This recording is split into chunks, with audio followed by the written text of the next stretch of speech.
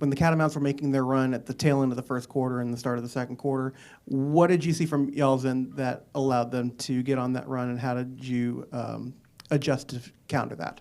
Zoe, you started off, please. They came out hitting shots. They came out aggressive, moving the ball very well. Teams are going to have that run, in the tournament. Everybody wants to win. Everybody's going to play well, and I think that we adjusted pretty well in the second half. Yeah, when the team scores 16 points in the first quarter, it's an automatic red flag for us. We knew that we had to turn around immediately, or else they were going to run us out of there. And I think, like Zoe said, we had a phenomenal second half, and that we were fortunate enough to get the win. So, another question over here on the left. Brian Pearl, Pack Pride on 24/7 Sports. Like Coach said, offensive rebounding played a pivotal role in y'all securing the win today. 7 different players secured at least one offensive rebound for y'all's team, including 5 different players with multiple rebounds. Just what does that speak to the team effort it takes to be able to win on the offensive glass? Saniya, start us, please.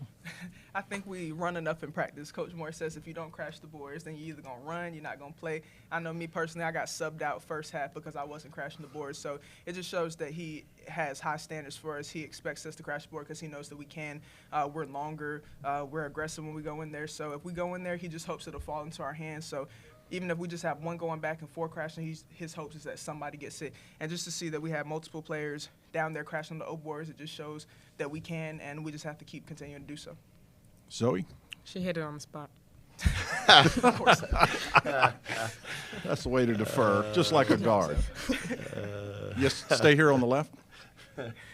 Connor Vandermark, technician. Saniya, now that y'all are in the round of 32, Monday will officially be your last game in Reynolds Coliseum. Can you just speak on your time at NC State and what it's meant to you? Okay. I said it before the game. This will not be our last game in Reynolds. Our last game is going to be on Monday because I wasn't ready to be done yet. So Monday, the last one, it's bittersweet. I've had a great 3 years here. If I could have another one, I definitely would. I'm surrounded by great family, great fans, great teammates, great coaches, and I'm blessed that they gave me a second opportunity to come here. Coach Moore always makes the joke that I should have came here the first time, but anyway, I'm here now, so I'm thankful and blessed that he allowed me to be a part of the program, and It's not me. It's Coach Nikki that when you pass the first time, Coach Nikki she don't believe in going back. Oh, she don't. I had to make that happen. I appreciate you. Appreciate you. More questions from the room. And again, if you're on Zoom and you have a question, please use the raise hand function. Go back to Brian over here. I wanted to ask you all about a couple of the freshmen that were making some big plays today. First of all, Devin Quigley, especially in the second half, was making some really pivotal plays to help you all secure this win. Just your overall impressions on how she played today. Saniya? Yeah, definitely proud of Devin. Obviously, she's a freshman, so she's not getting all the minutes in the world. But when her numbers call, she's ready. She comes in, grabs. She averages like 1 rebound a game, probably on the O board. So just proud that she came in ready. Looks like she hit some free throws and hit a couple shots. So we're just proud of her and just being ready to step up when her numbers call. Devin's a Jersey girl, so I expect that from her. No, but she's a great, rebounding guard, and I'm very proud of all the progress that she's made this year. And then following up on that.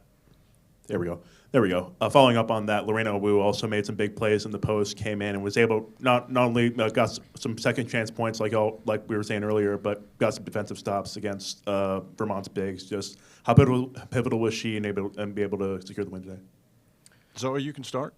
Lorena has came a long way, too. A lot of progress. I think when she comes in off the bench, she definitely helps us a lot, rebounding and getting putbacks and just her energy. Saniya? Oh, yeah. It's crazy that she still has 3 years left. She's strong as Knox, and she hasn't even scratched the surface yet. So I'm just excited for her. Obviously, she came in, gave us great minutes on offense and defense, and we're just hoping that she continues to do that the rest of the tournament. More questions from the room? Anybody? Come on, give us something. You don't want no more? Okay, sorry. I've got one for both of you. Start with you, Saniya. The scrap plays that you guys were able to put together in the second quarter and the third quarter, a lot of them were made by Madison Hayes. The value of Madison in this game, and particularly some of the plays that she was able to make. Definitely. Madison is a big piece for us. I think I was asked a couple of weeks ago who's a player that I feel like deserves a little more attention, a little more credit, and I said Madison Hayes for sure. Obviously, she gets the attention here at NC State, but just as far as, nationwide, I feel like she definitely deserves a little more credit. She is big minutes for us, hitting big-time shots, diving on the floor, getting offensive boards. Obviously, she's playing out of position for us this year, guarding the 4 players, sometimes even the 5, but it just shows to her character that she's going to do whatever she can to help contribute to wins, and she's done a phenomenal job this year, and I just hope as well she continues to do that the rest of the tournament. Zoe? People like to call her the glue, and I agree. I don't think we would be the team that we are today without her. Like Saniya said, you know, she'll hit an open 3. She'll get some offensive rebounds, defensive rebounds. She can get stops on defense, so we definitely wouldn't be where we are without her. Over here to the left. This can be for either of y'all. Coach talked a lot at the beginning of the season about how Tilda was kind of thrown into the fire and how she has all the talent in the world, but it seemed to be almost a confidence issue, how she didn't like to play in the post a whole lot. But in this game, and especially in the ACC tournament, she seemed to be a lot more comfortable in the paint. Can you just speak on her development as, you know, her teammate? Zoe, you can go first or defer again. Okay. Yeah, her confidence definitely has came a lot. You know, she's definitely more comfortable now. Like you said, maybe she doesn't like playing the post as much because she's a great outside shooter. You know, she can hit the 3. You don't see that very often, a 6'6" girl that can hit 3s, you know. But she's definitely came a long way, and I'm very proud of her. She hit it on the head. I'm still